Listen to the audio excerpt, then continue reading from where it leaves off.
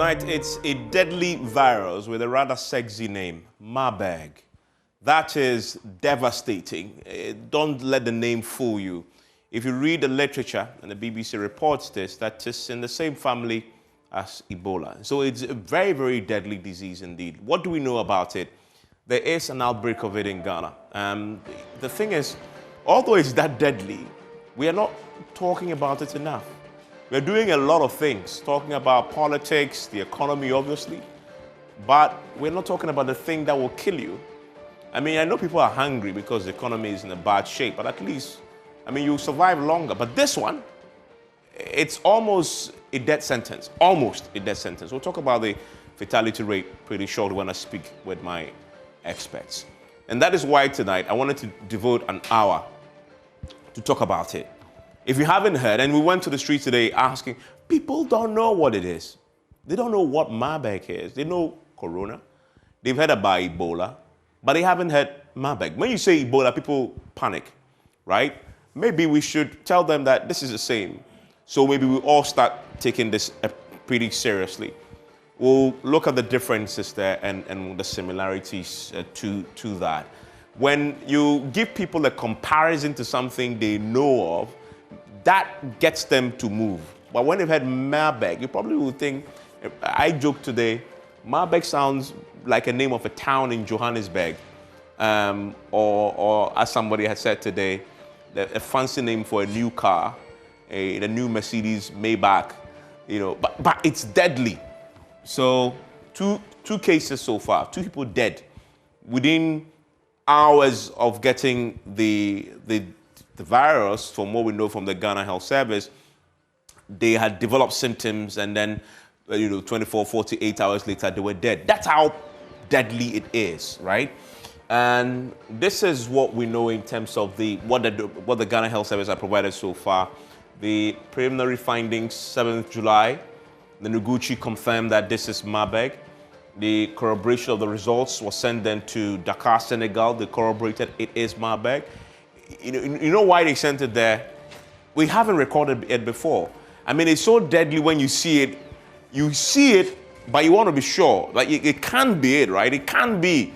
So just send it here as international protocol says. Someone else must give a second opinion. And then it came back that it is in fact what it is, that we may be in some trouble here. But the Ghana Health Service moved into action and they started contact tracing. So they found 98 people who may be exposed. And so in Ashanti and Savannah, they put them in quarantine. They were monitoring them to see, will they develop symptoms or will they not develop symptoms? And we'll speak to the Ghana Health Service for an update on those in quarantine so far. So what is it? Well, we know it's a rare but very severe hemorrhagic fever that affects both humans and non-humans.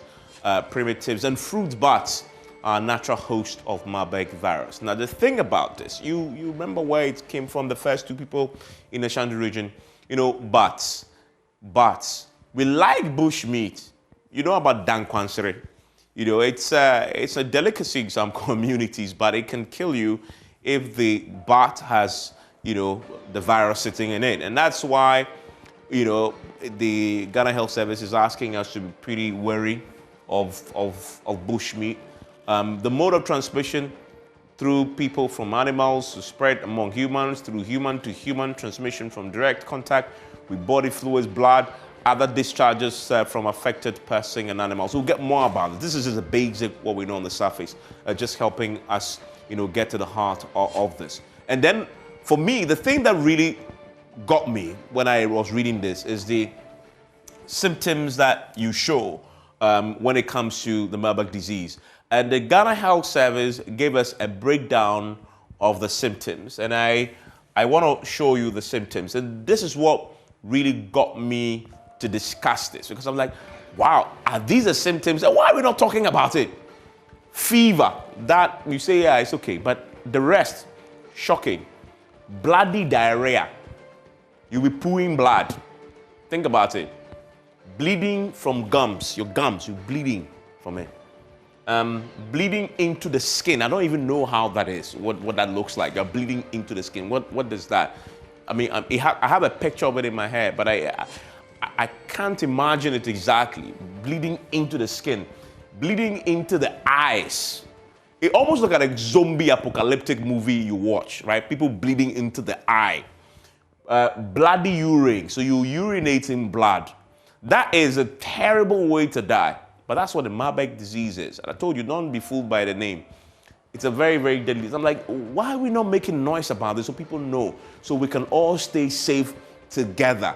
One of the lessons I learned from Corona, when it first started, they said, oh, you know, don't cause panic. And then people eventually go and say that, but I don't see anybody dying.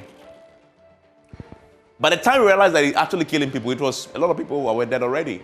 If we started by getting people to appreciate the reality of what it was, maybe people would have taken it more seriously. And we don't want to repeat that mistake by just taking it and say, oh, we don't want people to panic. So, and people will go about doing everything like, business as usual. This is not business as usual. It shouldn't be. And let's educate ourselves a bit more. So today I have experts who will help us. What is the prevention? From what we know, avoid exposure to, the mines or covers inhabited by fruit bats. So note that, please. Thoroughly check all animal products before cooking and consumption. It is here in Ghana, so please, this is important. The World Health Organization, this is so critical that the WHO is stepping in. That in the coming days, they'll send a team of experts to assist Ghana fight the outbreak of the Marburg virus disease in the country. If it was something that we could deal with, WHO would not have to step in. But they have to, because this is one of those very deadly ones. The support that we are getting from the WHO will get coordination, risk assessment, infection prevention measures. They will give us that on this. And so this is the very basic that we know about this. I have assembled a team of experts who understand this to help with the education tonight. What is it, what is not, how you get it, how you prevent it, all that, so we can all stay safe. And my guests are joining me, and that's the General Secretary of the Ghana Medical Association, Titus Bayo. Also joining me is the Ghana Health Services, I say to Bekwing. Doc, is that Manchester United jersey you're wearing? It's red. Kotoko. Oh, Kotoko. Okay, yes, okay. Oh, I'm good to know it's Kotoko. I see his friend from Ashanti region is smiling very broadly. He likes the two of them from Ashanti region. I'm very excited by somebody wearing Kotoko. Listen, I have guests who are joining me. This is Manchester by Kotoko. Ah, okay. Well, I'm with you on that because I'm a staunch supporter. I'm sure you've been watching the games in the preseason. You might be excited. Listen, no, not let's talk about that. I mean, don't get me started on that. Let's talk about Marburg. After the break, we'll get into the details. Stay with me.